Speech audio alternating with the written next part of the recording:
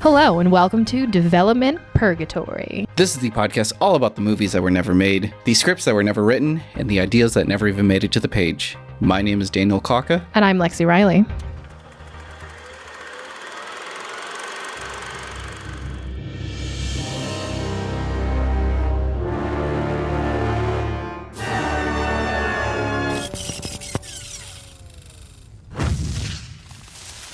Welcome back to Development Purgatory. We are going to jump right into the story of the recall script for Toy Story 3 Part 2, the episode for this podcast.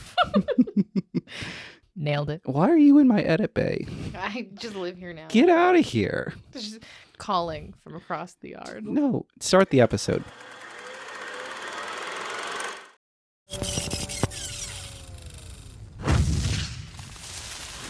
The draft that was selected was from Jim Hertzfield.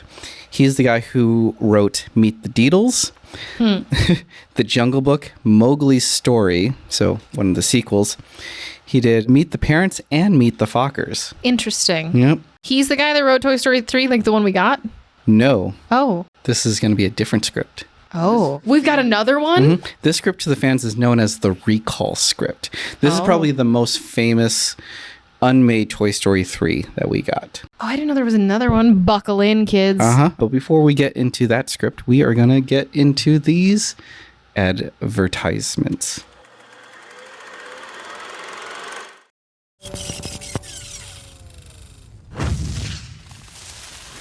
Let's begin. This is another Toy Story 3 written by Jim Hertzfeld with rewrites from Bob Hildenberg and Rob Murr.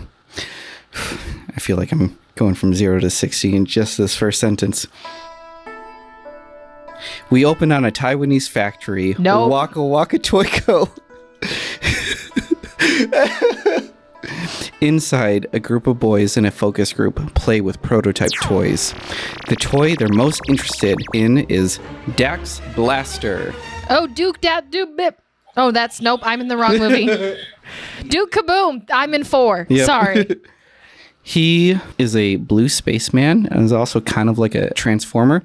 Oh, something I should bring up is that this movie, the reason why it's so famous is because there is a lot of concept art. So if you want to, while we're reading this, you can look at some of the concept art. But then I got to put my buttons away. I mean, you can make that switch real quick. So Dax Blaster, yeah, he's kind of like a blue spaceman, kind of like a transformer, but he's from Star Command, the same universe as Buzz. The executives watch and they're pleased because Dax could be the, quote, solution to their Buzz Lightyear situation. Oh, whoa. Mm-hmm. I don't like it. We cut to the Davis house. Okay. Do you know who the Davises are? No, Sid? Mm-mm. Gabby? That's Andy's last name. Nobody needed that. That's Andy's house. So Andy's mom doesn't get a first name. But gets a last name, though. Mrs. Davis. Mrs. Andy's mom. But it wasn't actually ever said in any of the movies. Some fan had pointed out, like, there was mail somewhere. It said Andy Davis or something like that on the mail. So, like, yeah, we have some online sleuths out there. And Jim Hertzfeld picked up on that is the Davis household. All right. So Woody, he walks around Andy's room, interacting with all the toys, rounds them all up to make an announcement. Andy will be going on a week-long field trip where he will be living we go, getting rid of Andy. Yep, where he will be living like it's the 1700s. Andy's mom has volunteered to go, and she's bringing Molly, so we got rid of all the humans. Right. Ham interrupts when he discovers an unfinished email Andy was going to send to his grandma about what he wants for Christmas. Ham and Jesse type out the rest of the email and says that all he wants is books and Molly wants clothes. They're about to send it when Woody steps in and deletes the email. Ham continues to look through Andy's inbox and sees an email from WakaWaka.com advertising their new toy from Space Command, Dax Blaster. Threatened by this, Buzz shows that he's still relevant by, quote, falling in style. In mid-flight, his wings malfunction and retract. Buzz plummets to the ground and accidentally turns on a vacuum, which sucks up a few space aliens, game pieces from the Game of Life, a barrel of monkeys, and all of the army men. Buzz tries to help, but he continues to malfunction. Woody and Jesse manages to turn off the vacuum, and he frees all the toys. Woody talks to Buzz about his malfunctions. Buzz tries to dismiss it, but accidentally sets off his karate chop action, hitting him in the face, and he loses his hand. They find his hand and put him back together. Andy enters the room to pack up for the field trip. He grabs Buzz, but his mom tells him that they didn't have toys back in 1776, so he can't take them with him. Andy sets down Buzz, and he malfunctions again. This time his hand flies off and scratches Andy's cheek. Andy and his mom then rush out the door to catch their ride. Sounds like Andy's not going to be too happy with Buzz. The toys confront Buzz about his malfunctions, but he's still in denial. Ham thinks that the problem is his chip, and the only place to get one is from the factory Buzz was made in. So the toys decide that they should send him there. They box him up, seal him up, and they put a shipping label on it, and the next day the box gets picked up by a shipping company. So that means that they took Buzz, they put him in a box, they put him on the front porch, and left him there overnight. Hello? Be like, you know what you did. There's a deeper meaning to this function. I was waiting for Ham to be like, it's not your chip, it's your personality. Or like, yeah. No, it's mostly his chip. It doesn't go much deeper than that. The toys later discover that all Buzz Lightyear toys are getting recalled by the Waka Waka Toy Company, and they plan on replacing them. Now the toys are scared that they're going to lose Buzz forever. whoopsies. And they decide to get him back. Woody, Jesse, Bullseye, Ham, Rex, Slinky Dog, and Mr. Potato Head, which is The gang. Yeah, the same gang that we got in the first one. Yeah. I'm surprised they didn't bring the aliens with them. I feel like the aliens are always like a good comic relief. They would have been great to go with them. Like even in the other one, like the spooky thing, like use the squeak. Yeah. They're the ones who decide to go and get Buzz. They put an express shipping label on a box, and now they're off to Taiwan to get Buzz. Who puts them in the box? I mean, there's other toys to like help put them together. Did they all sit in the box on the stoop overnight? Probably. Be like, wow, we should have really thought this through. When Buzz arrives at the factory, a red tag with a R printed on it is put around his neck, and he's dumped onto a conveyor belt. Bye-bye, Buzz. At the end of the conveyor belt is a contraption called the Smasher that destroys the toys and uses There's one more thing. And uses an electromagnet to recover the metal. Yep. The thing, and then they have to use the thing to get out of the... They use the metal to like get to the ceiling and like hang on to like not get crushed. Yeah, it's all there. Buzz jumps off the conveyor belt and lands on another one and finds other toys. He tries to save them, telling them that they're going to get smashed, but the toys are confused because they're on this belt to get repaired. They notice that they don't have the same tag that Buzz does, and that the R on his tag is for recall and not repair. Buzz needs to get out of this factory. Andy's other toys arrive in Taiwan. They're in a truck in transport from the airport to the factory when suddenly Jessie starts freaking out. If you remember, like, because she was in the box for a long amount of time, like whenever she's in an enclosed area. Yeah, she starts freaking out. And she punches her way out of the box. She gets to the top of the truck to get some fresh air, and Woody thinks that she's going to jump. So he pushes the box off of the truck and onto the street. The toys spill out of the box, dodging traffic. In the middle of Taiwan? And then they run to get off the road. Jessie casually joins the rest of the group at the side of the road. They figure everything is fine. They still have the box with the address on it. But just as they look at the box, a street sweeper goes by and eats up the box. Yeah. Woody calms the toys down, and they say that they just need to go in the same direction as the truck. And they start walking, and the camera zooms out. And as we zoom out, we see that they're walking in the opposite direction of the factory? of where the factory is. That's amazing. Back in the factory, Buzz is trying to sneak out, and his voice malfunctions, giving away his position. An executive spots Buzz and decides to take him into the meeting. She leaves him on a table in the conference room with a finished version of Dax Blaster and his sidekick, Comet. I have a quote from Comet. The best way to say it is like, it seems like they wanted a black actor to play this character.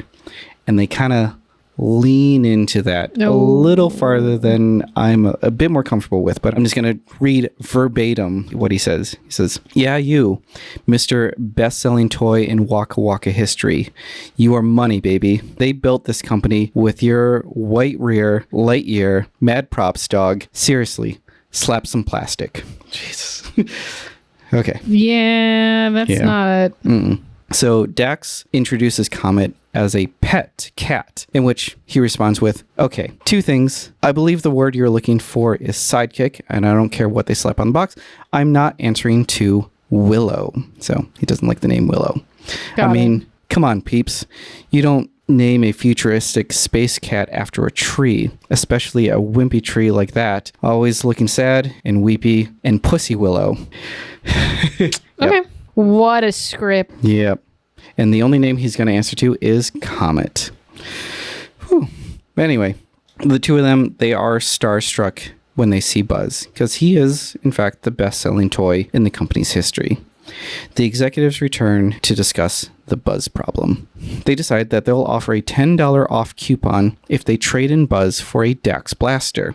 They also mention that they should not tell the old man Kagoi, and that they're going to make the announcement tonight at the Dax launch party.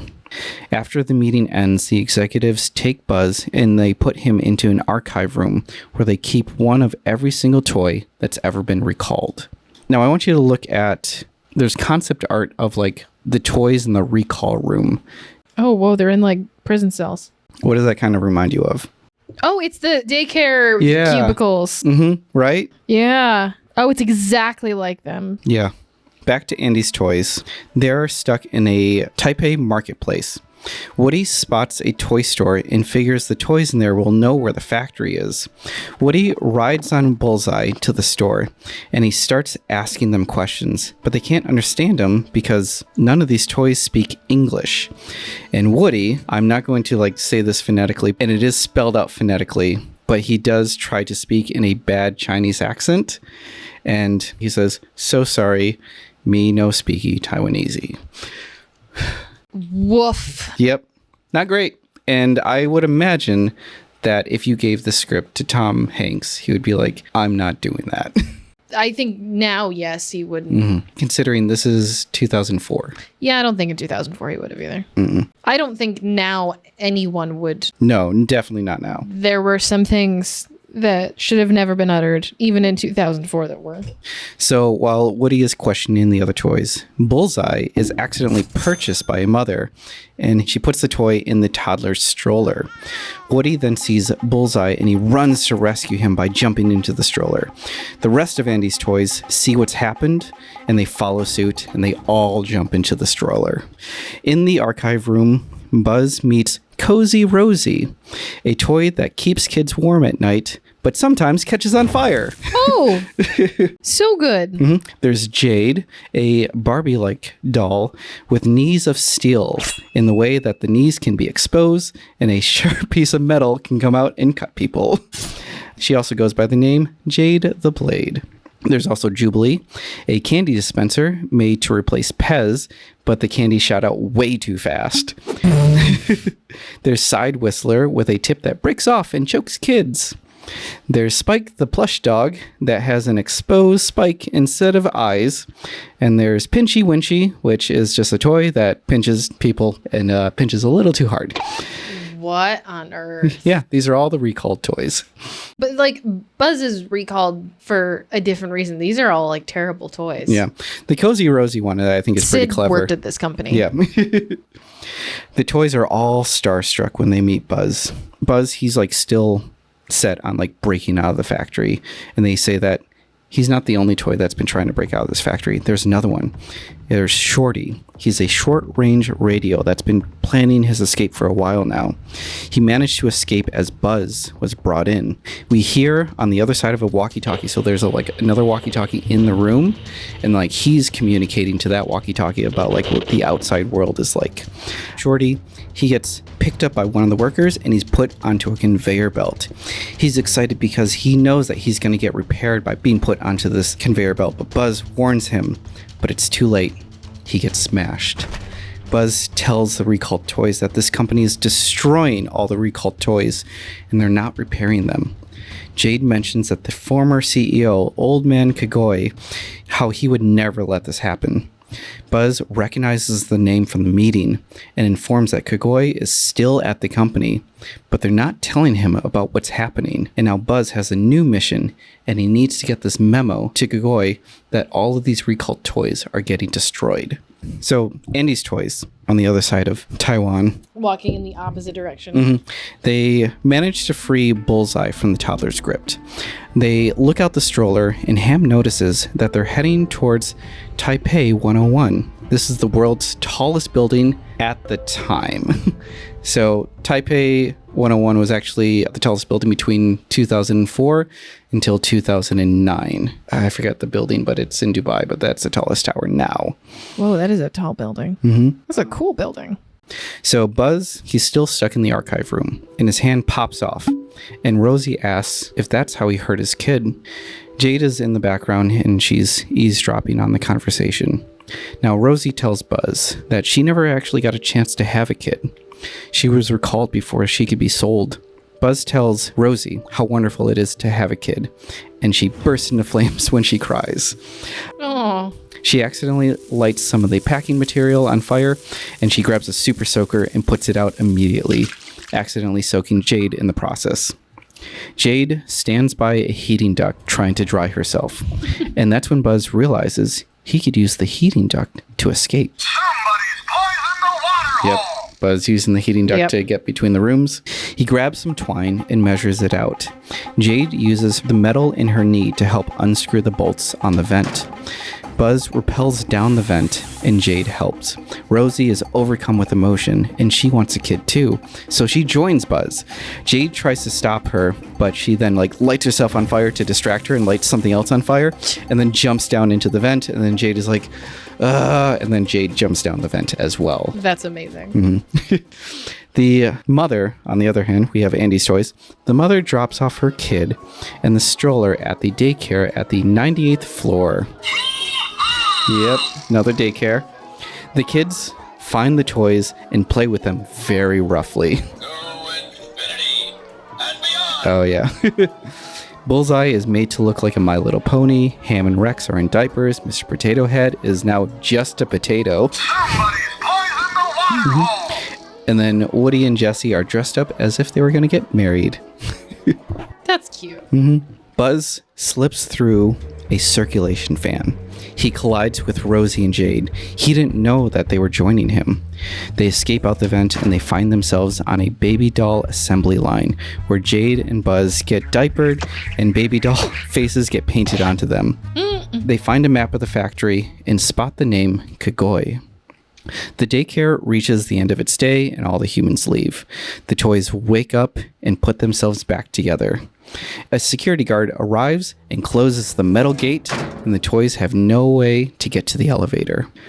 Back at the factory, Buzz, Rosie, and Jade continue through the factory and stumble upon the Buzz Lightyear production line. Buzz admires the molds and the accessories that built him. The three of them fall into a bucket of plastic pellets, and the pellets are going to be melted down to make new toys. The three of them are saved from getting melted down when there's a shift change at 5 p.m. They see employees leaving, and Buzz figures that Kagoi might be going home too, and he needs to hurry. Buzz is feeling tired, and he turns on his laser and notices that it's getting dimmer, so he's losing energy now. Back at the daycare, the toys are fed up with Woody always being the leader, and he seems to be taking them in the wrong direction. Woody eventually apologizes to the group for being bossy, and the toys calm down. Mr. Potato Head is called out by Jesse, and he trails on with a very long apology, and actually put down this quote from Mr. Potato Head as his apology. Let me know when it starts to get inappropriate. God. He says, "I'm sorry I got on your case. but I've been a bit stressed lately. What with being trapped atop the world's tallest building and not knowing if Buzz is coming back and worrying about how my wife's going to tear me a new storage compartment for not kissing her goodbye, not mentioning I forgot to clear the history trail on my internet browser, or hide the old pipe I still smoke, and those photos I took of Mistress Potato Head, and it just cuts off right there. That's like multiple levels of wrong. Mm-hmm. For a kid's movie. I thought the lips in the last one was bad. Nope. I didn't want to say anything. I knew this was worse. Mistress Potato Head? Yep. I also didn't realize that we didn't bring Mrs. Potato Head until this moment. See? She's a damsel in distress, she's a villain, or we just don't bring her. Yep. They refocus on why they're there. It's to rescue Buzz. Slinky looks outside and sees a giant Buzz on the billboard, and right below it is the factory. Woody looks around and sees a toy shopping cart, balloons, and a bubble machine with a fan. And we cut to the toys in a shopping cart soaring above the Taipei shopping center. The balloons are keeping it afloat, and the bubble fans is what's steering the cart.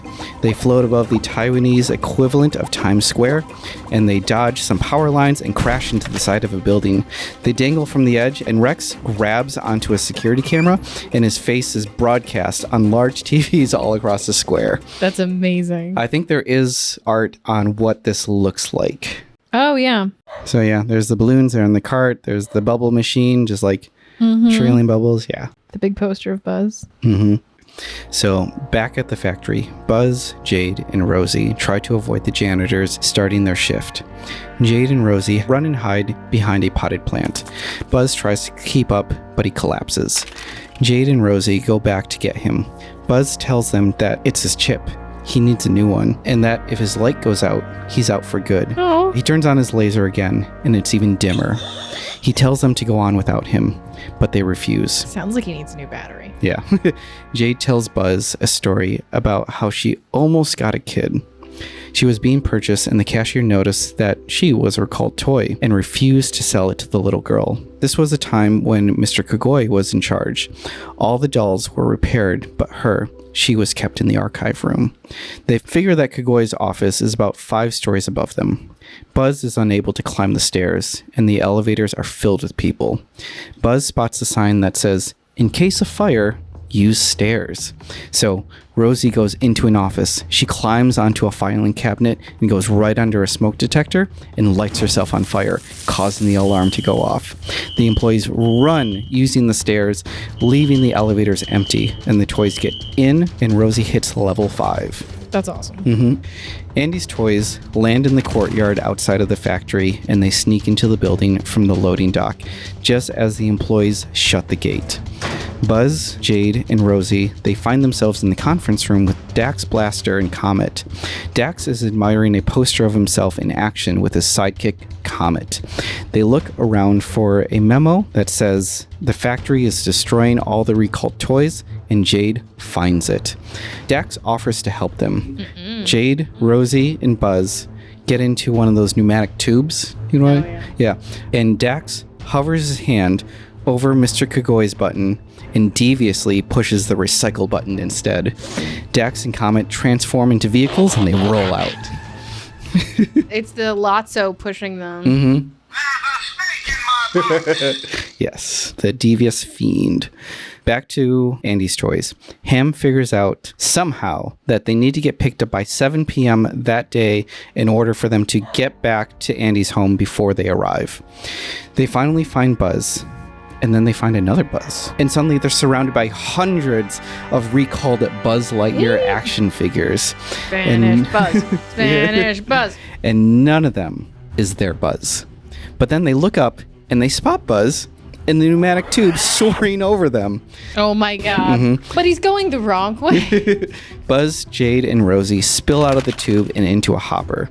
Dax and Comet enter the room, transforming back into their action figure selves. They tip over the hopper and put the 3 onto a conveyor belt, headed for the smasher. The toys go to rescue them, and they manage to help Jade and Rosie. The other toys are pushed off, and Woody and Buzz are clamped onto the belt. Buzz is able to wiggle free from the restraints, and Woody says to leave him. but Buzz refuses. Buzz raises the clamp just enough to free Woody, and Woody jumps off the belt, and Buzz follows. But his leg is caught, and he hangs off the edge of the belt. The smasher comes down and destroys Buzz's leg, and he falls to the ground, lifeless. Dax and Comet, they leave because their job is done. The other toys gather around Buzz. He springs back to life, but doesn't remember anything. He's mixing up his words. Ham reminds him that if his chip goes, then so do his memories. But, like, okay. He has no memory because the switch is the other way. Like, that's very similar. Yeah, the demo mode. Yeah. Yeah. They look around at the other recalled Buzz Lightyears and find replacement parts. The toys perform surgery on Buzz. They replace his leg, they open him up, they take out his chip, they put in a new one, they close him up and push the button on his chest. And Buzz wakes up, but it's not the Buzz they knew. It's like he's brand new. Yes. Spanish mode. They're devastated, but they know they need to get him back to Andy. Rosie and Jade are disappointed because Buzz, the old Buzz, they promised him that they would get fixed too. The mention of Andy then triggers something in Buzz, but it passes. And Woody is telling Buzz, like, Andy is our kid. Buzz, our boy. And then, like, Buzz suddenly, like, well, this is kind of a homophobic statement that he says after this. And Buzz goes, our boy? Like our son? Are you saying you and me are, one of those two dad families? Jade and Rosie remind Buzz what it's like to have a kid from all the stories that he told them. Buzz regains his memories, and he can't leave yet. He remembers he needs to get that memo to Kagoi. Ham, in the background, is printing out a shipping label to get them back. Ham is really just the one that moves the story along. He is. He's very practical. I've never noticed it until now. Mm-hmm. The toys get into the tube and their way back to Kagoi's office. They get there just after a secretary leaves for the day. They're about to slide the memo under the door when Rosie gets really excited and lights the memo on fire by accident. Oh my god! And they stomp out the flame, but it's too late. They tried to put the memo in the trash, but the noise catches the attention of Kagoi. He steps out of his office, and the toys flop to the ground. He's thrilled to see the toys. Kagoi's coming. Yeah, he's thrilled to see the toys, and he actually brings them into his office. And he puts Woody and Buzz directly in front of him, and he tries to trigger their real voices. At first, they spew out their pre-recorded messages. Kagoi eventually convinces Buzz to break character. I don't like it. Yeah, I didn't like this part either. He tells him, like, I created you, and I know you can speak. I know you can do this. And Buzz finally, like, he breaks and tells him what's going on in the factory. No. I don't think that should be a thing. I feel like there's a different way you can do this. I don't like the idea. Not an adult. Maybe a kid, like, being like, I mean, I can understand, like, when they did this with Sid, and Woody had to break character to be like, don't fuck with us. Right. Yeah.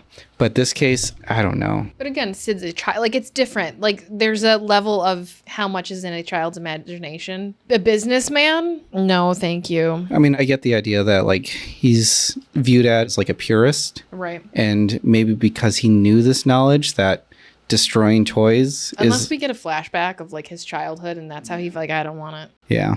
There's a better way to make it pay off if you introduce something earlier in the story. I don't know where this is going yet, so yeah, but I don't trust this man as far as I can throw him. Yeah. So Kagoi takes the toys with him to see the Smasher, and he's furious, and he promises to fix every toy and dashes to the Dax Blaster party. At the party, he makes an announcement to the company that they're actually going to be fixing every Buzz Lightyear and every broken toy. And Kagoi brings out a fleet of Buzz Lightyear action figures, and he announces that there's going to be a new space rover for him to drive in. Oh. Mm-hmm. And this is a way to, like, undermine the executives when they're going to make the huge reveal, which I don't fully understand this. They're going to make a huge reveal of Dax, right. And he takes Comet instead and puts him in the place of Dax. And when they reveal the new toy, everyone at the company thinks that Comet is, like, the new Dax Blaster, even though there's, like, promotional photos and posters. I don't... You said they, like, turn into Transformers, right? Yeah. So it feels like they're using the Dax Blaster as Buzz's rover. Yeah. And then because Comet is a cat, right? Yeah. That, like, that's the sidekick. Also, But the way that he like duped them was to make everyone think that Comet is the Dax Blaster that they were going to announce. Right. He's like, we were always going to announce a sidekick for Buzz Lightyear and not. That I get. Yeah. Dax Blaster, he's like put off to the side. Comet, he's in the spotlight. He's loving it. And then Dax just kind of like gets really jealous that he's getting all this attention because it should have been for him. No, they're just going to use his parts to make rovers for Buzz Lightyear. Yeah. Dax is irate and he chases Buzz and the other toys into the loading dock. Dax, he actually goes to the Dax manufacturing line and he turns on the machine and he creates an army of Dax blasters. Santa Claus 2. To go and chase after Buzz and the toys. Woody and the other toys are in a box waiting for Buzz. Buzz uses his new rover to knock over some boxes and creating distance between him and Dax's army. He swerves and crashes into a recalled Buzz. They pick him up and now there's an army of Buzz Lightyears. I am Buzz Lightyear. And they battle with an army of Dax blasters. Whoa. Right? Suddenly, a janitor walks into the room and the whole army just like flops to the ground. Yeah, when the janitor walks in, he looks at the mess and he's like, I'm not dealing with that. And he just walks out of the room. Not today. Nope, I don't get paid enough. A lot of this movie reminds me of Toy Story 2. And that seems to be the case where it's like you're not reinventing or making something new. It's just like you're just kind of recycling a lot of old ideas. Yeah, and I mean, the reason that Toy Story 3 works so well is because there's a lot of heart behind it. And there is a human counterpoint of like growing older. And both of these so far really don't have that. Well, if you think about like with Woody, remember Woody got left behind because his shoulder ripped. Right. And it was like, oh, he's a broken That's toy. what I'm saying. Like you have that, and then when you think about the army of Buzzes, I just think of them being in the toy store. Yeah. It doesn't feel that different to me. It doesn't feel new. It just feels like, okay, how could we just take the puzzle pieces and just kind of rearrange them? Right. You shook up the box. Yeah. The janitor is left. The battle continues. And Andy's Buzz continues to the shipping area in his rover as the main Dax Blaster transforms into a motorcycle and chases after him. Buzz appears and the toys start putting together the box. Slinky then realizes that Ham made a mistake and he actually puts Andy's old address on the label. They abandon the box and they scramble to make a new one.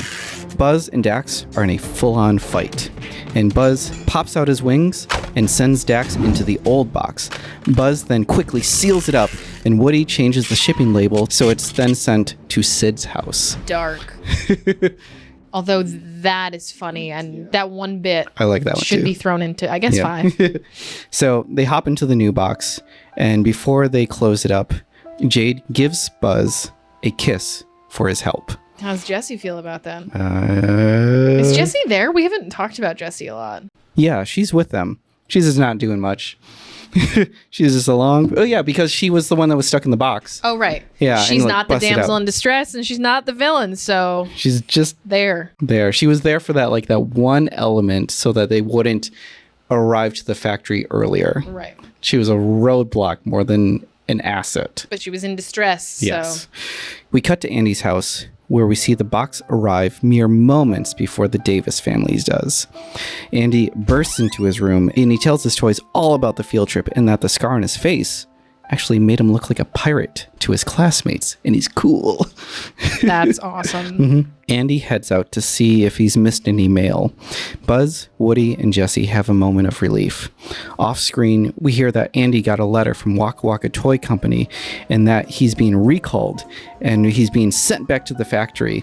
And the hero's given, look to the camera, and the movie ends in a montage of kids getting their new fixed Buzz Lightyears back.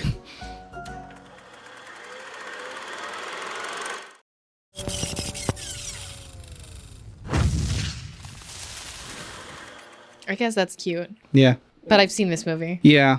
It just doesn't, like I said, and we mentioned before, it's like, it's a lot of recycled ideas, broken toys, and... It is nice that the one that we got, you can tell that there's a lot of... They 100% read these. They 100% took things from them. But, like, Jessie being in the box and having... like that fear is Jessie's character. Like she is always anxious about like, are we going in the attic? Are we going here? Am I being forgotten? Like I'm just baffled by the fact that like she had to be in the box to fly all the way across the hour world. 24 is just too much, you know? And like suddenly like her being in the truck is so close to the factory was like, that was my time to freak out. I don't mind Jessie's panic attacks being for convenience of story's sake, because like they really do come at the most inopportune times. So like that's not terrible. And it kind of pushes for everyone to be like, oh, she's freaking out. Like we have to get out now. Right. Which kind of makes everyone think in a much more creative way. But I do like that they at least keep that part of her consistent. Yeah, she's always an anxious mess.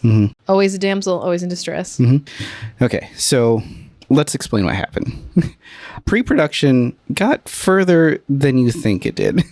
Obviously, the script was written. But for the recall script, it was fully storyboarded. That's wild to me. Oh, because we had the 40. These are the 2. So out of the 40 stories, we got these two, and these were leaked. That were incredibly different from each other. But out of 40 stories, this copy pasta of 2 is the one that got the furthest. Yeah, but also keep in mind that this is like... No one sat in a meeting and was like, hey, do we think we've heard this before? I think it got to the point where they have to think good enough. Because you have to think to yourself, like, this is much like the straight-to-video sequels. Hey, some of those had real good stories. I mean, we can talk about the third Little Mermaid as being, like, the best sequel. But, like, it was still straight-to-video. Is there a third Little Mermaid? Oh. I believe there was a Winnie the Pooh story. It was about Tigger. Oh, yeah. But that was so good that they decided to release it theatrically. So that's the case where, like, the story was good enough. But you have to consider, like, it can't be so good that it needs a theatrical release, but it needs to be good enough for people to still, like, watch it. But this is for 3, right?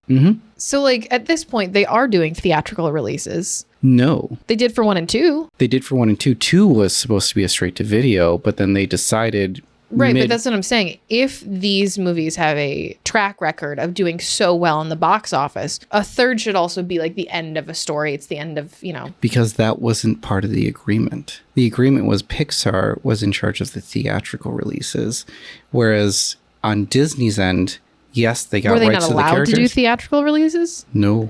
Oh, I didn't realize they weren't allowed to. They were allowed to do sequels, but straight to video sequels. Okay, fine. Yeah. Fine. That makes Yeah. more sense. Like, I knew that was what they were aiming for. I just didn't realize they really couldn't. Yeah. Like I said, pre-production went further than you thought. Obviously, the script was written, but for the recall script, there was like a full storyboard. There's a mountain of concept art, which I know you just looked up. Very detailed concept art. A lot of detailed concept art, and we're going to be posting so much of that onto our socials.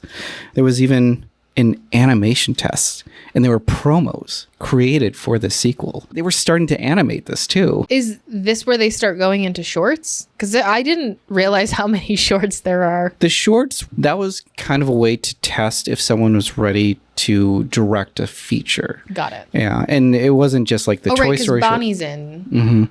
So that's after 3. Yeah, so there's a lot of like shorts are really there for like proof of concept and to like test if someone's ready to be a director. How much are people still interested in this story? Yeah.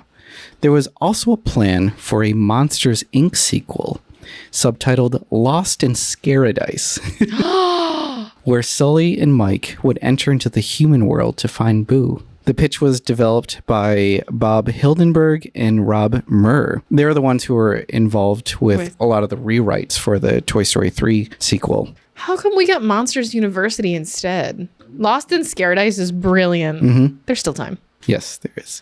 But that story wasn't picked up right away. But to keep those writers on, they're just like, hey, we're going to have you start. You're still under contract. Let's do this. We're going to do like Toy Story 3 stuff with you. There was also a plan for a Finding Nemo sequel in which we meet Finding Dory. Not necessarily, but kind of the same concept. The sequel, we would meet Marlin's long-lost brother, Remy. And Marlin is captured, and now he needs to be rescued. And apparently that entire script has been leaked, and that might be a future episode. Yeah, I'm kind of into that one.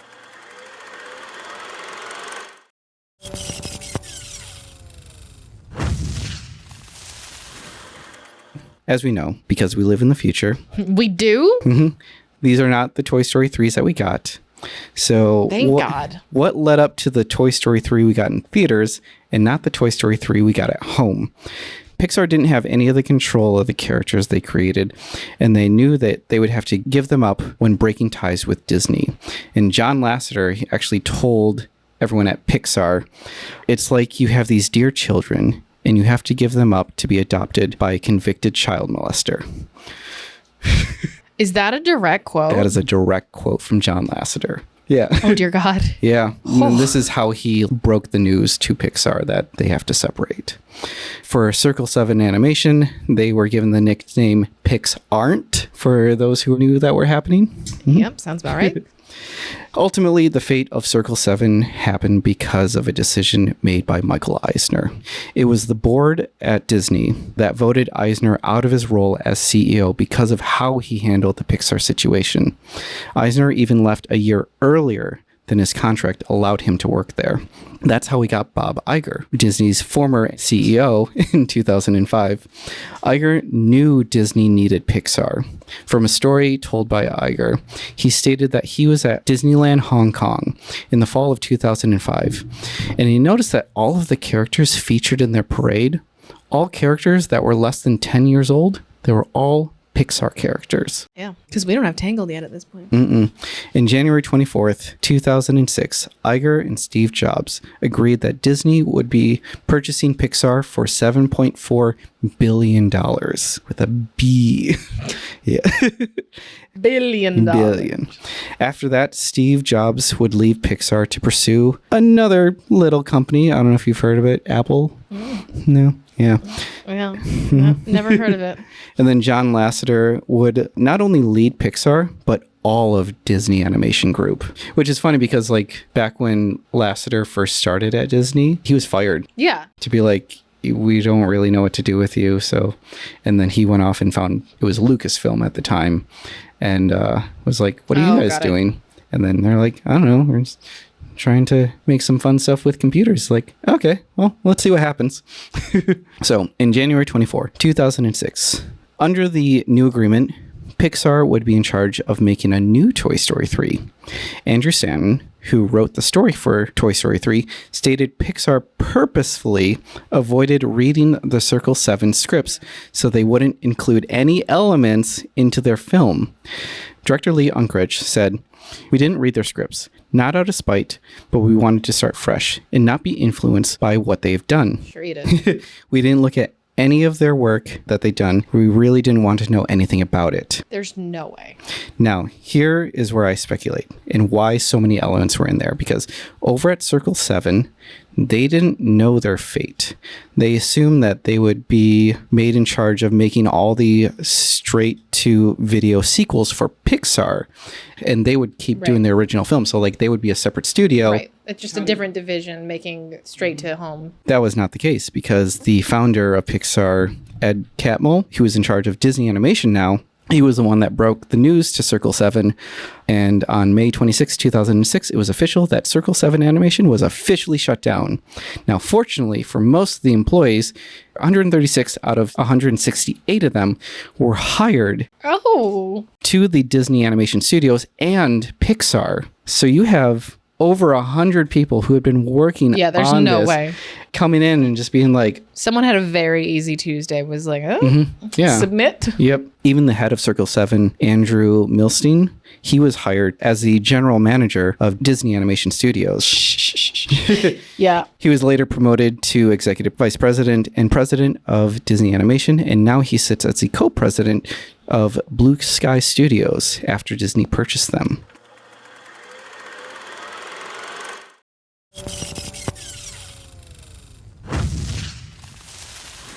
So usually when we finish these episodes, it's always like on a dark note of like, man, we really wish we could have seen that, or like hearts were broken.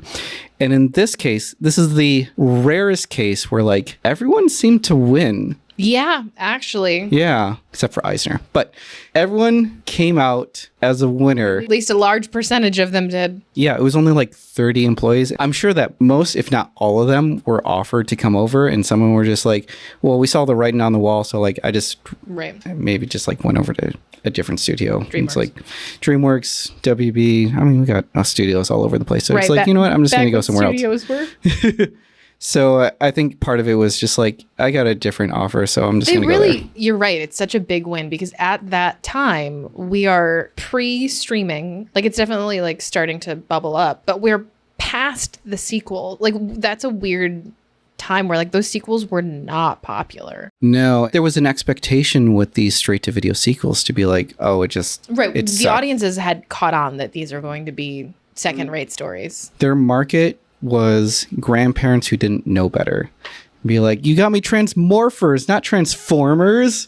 That's kind of the case. It really was for our generation to be able to be at home and like go run to Blockbuster. You didn't have to take the kids to the theater, but they already love these characters. So Yeah, that's the idea, is like, what's the next chapter? And for parents who's like, I'm so sick of my kids watching Lion King for the 50th time this week. There's got to be something. And then like 1.5 comes out and be like, oh, breath of fresh air. yeah, I burned through 3 Little Mermaids. But yeah, that's how we got the Toy Story 3 we have today. See, timing matters. Yeah. And we know that Toy Story 5 is going to destroy us.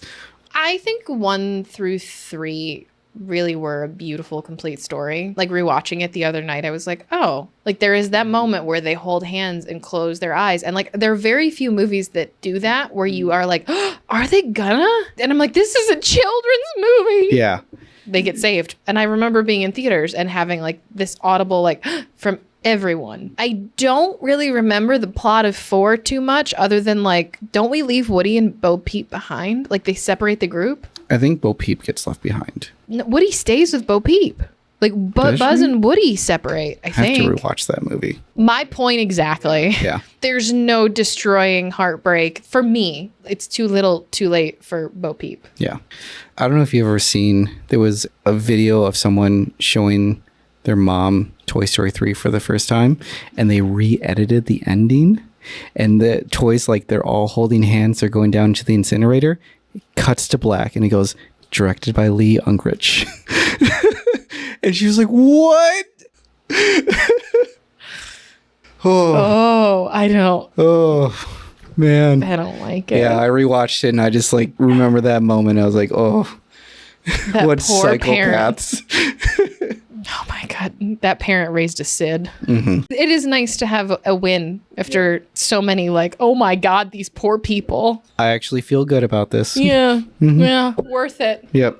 And I'm sure these writers got paid for like submitting their drafts. Hopefully. And that was it for Toy Story Part duh. 3, Part 2, the recall script, the many buzzes galore. Buzz on buzz on buzz. Buzz on buzz on buzz.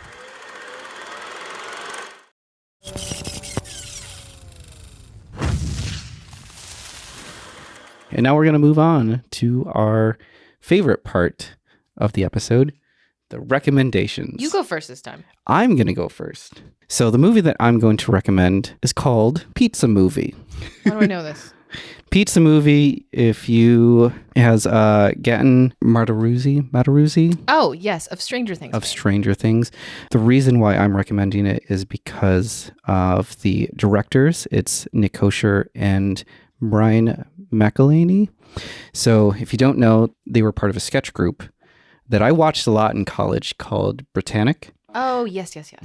And like one of my favorite sketches that they did, they love messing with like continuity and like whatnot. But there's one where like they're accidentally in a porno and 2 friends come over and they're just like, hey, do you want a pizza? And it's like, pizza seems nice. And be like, it has extra sausage. And he's like, what was that? He's like, I don't know. Where are my pants? I don't know what's going on. I'm going to go home. Oh my God. It is a fantastic sketch. But the fact that With these... Sweet Dustin in it? Oh, no, he's not in this. Okay. I was like, so- he is a child? No, like knowing their sense of humor from their sketch comedy days, like to see that in a full movie is great. And like they break the fourth wall. They mess with formatting. You can tell like they had a lot of fun with it. And you can tell like their humor isn't just making jokes. Like their humor is in the visuals. Their humor is in the plotting of the movie. And I think that is something unique that you don't necessarily see in comedies. In comedies, it feels like you just have to have a writer who can just make good jokes. These guys are like, they are funny and they are filmmakers. And I think the blend of those two are done really well. So go ahead, check out Pizza Movie. That was good. That made me want to see it. It makes me think of the fact that like currently Scary Movie is out, and growing up with I Love Lucy, like there's always been a sort of really good comedy duo that can mix filmmaking and comedy. And while Scary Movie was a very nostalgic thing for us, I'm very curious as to what today's version of that is, and this sort of sounds like that could be in that category. Oh yeah. Oh, me. That's me. I am going to recommend something I haven't seen though, but I'm very excited to go see. Okay. Is Stop That Train. Yep. I saw it got 85 on Rotten Tomatoes. If you're wondering what Stop the Train is about, RuPaul is the president of the United States. It's basically Airplane meets RuPaul's Drag Race. Yeah. And like, need I say more? and everyone cast in the movie is either drag queens or just fans of RuPaul. Rachel Bloom. Mm-hmm. It seemed like when RuPaul was like, I'm going to make a movie, everyone just came out of the woodworks and be like, I want in. Yes, please. Can I? So like it is chock full of like everyone. Yeah, I'm pretty jazzed. That's my recommendation. Especially like I'm also excited. Like Disclosure Day is coming out. I love a big tentpole franchise. I do. But in this mildly optimistic turn we are in, I think in order to keep that turn going, we need to go see the smaller creative movies to kind of be like, this is what we want. Yeah. So go see Disclosure Day, but also go see Stop That Train. Go see Stop That Train. Stop That Train! Yeah. And that'll do it for us. Again, like I mentioned in part 1 of Toy Story, I don't know what the social medias handles are. It has something to do with Development Purgatory. I've explained the name change already, but... Find us, you'll find it. Yeah. And if you're already following us, great. You don't have to do a thing. you. We're still going to put out the same content that we have been doing before. And that'll do it for Toy Story 3. We'll see you next week. And go see Toy Story 5. Okay. All right. Well, I think there's only really one way we can end this. Oh, I've got it. Somebody's poisoned the water hole. Yeah.